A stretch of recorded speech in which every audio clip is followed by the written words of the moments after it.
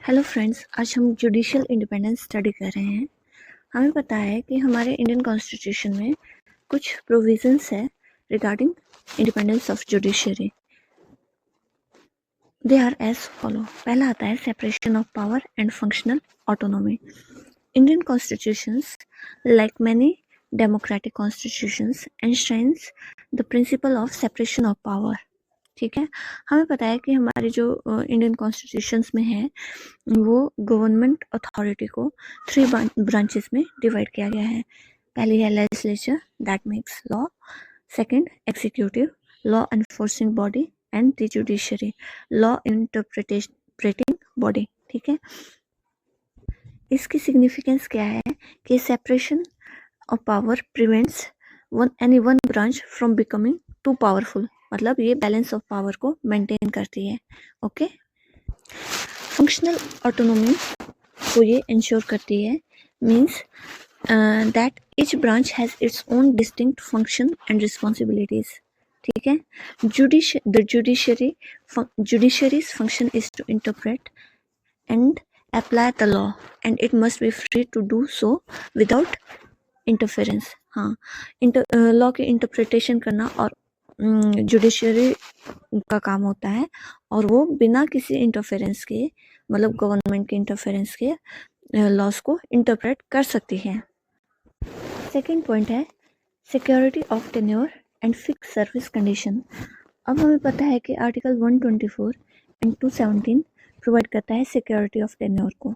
ठीक है, दैट जजेस of supreme court and high court hold office until a fixed retirement age. Okay, इससे क्या होता है कि ये प्रिवेंट करता है आर्बिट्ररी डिसमिसल ऑफ जजेस बाय एग्जीक्यूटिव और लेजिस्लेचर, और ये प्रोटेक्ट करता है जजेस को from political pressure and ensuring that they can make impartial decision without fear of losing their jobs. Okay, fixed service condition are mentioned under article 125 and 221.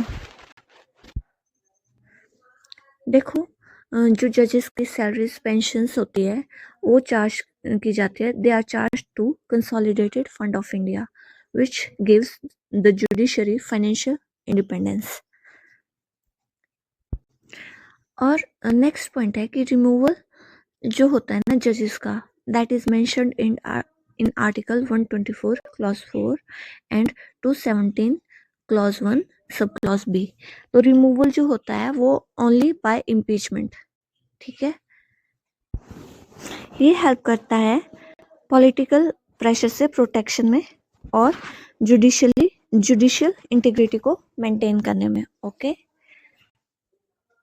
Next point है power of judicial review, जिसको कि article 32 और 226 में mention किया गया है। ठीक है, under judicial review judiciary act as a guardian of constitution. ठीक है, which enables the Supreme Court and High Court to examine the constitutionality of laws and judicial executive actions, and it helps in protection of fundamental rights also. अब क्या है कि judicial review जो है ना ensures constitutional supremacy. Okay, next point है restriction on legislative discussion under article 121। हमें पता है कि पार्लियामेंट में जो डिबेट होते हैं उनको प्रिवेंट किया जाता है पार्लियामेंट को from debating the conduct of जजेस एक्सेप्ट ड्यूरिंग इम्पीचमेंट प्रोसीडिंग्स। कि इम्पीचमेंट प्रोसीडिंग में ही आप जजेस के कंडक्ट को डिस्कस कर सकते हो, अदरवाइज नहीं कर सकते। ठीक है, it helps in maintaining judicial independence.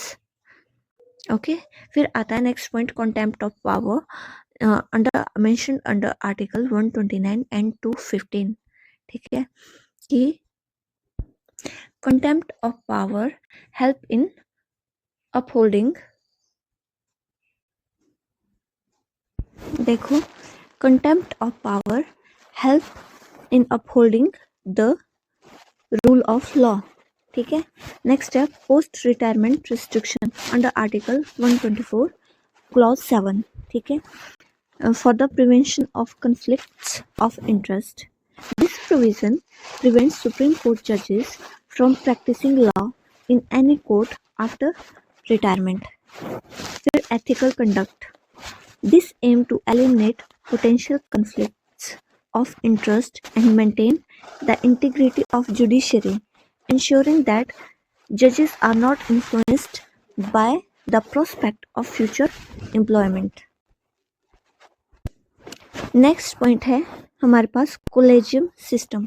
ठीक है, कोलेजियम सिस्टम जो है वो जुडिशियल इंडिपेंडेंस को इंश्योर करने के लिए बनाया गया है, जिसमें कि अपॉइंटमेंट जो होती है जजेस की वो थ्रू कोलेजियम सिस्टम होती है. एक कोलेजियम हम बनाते हैं जो फर्दर प्रेसिडेंट को रिकमेंडेशन देता है जजेस की अपॉइंटमेंट के लिए.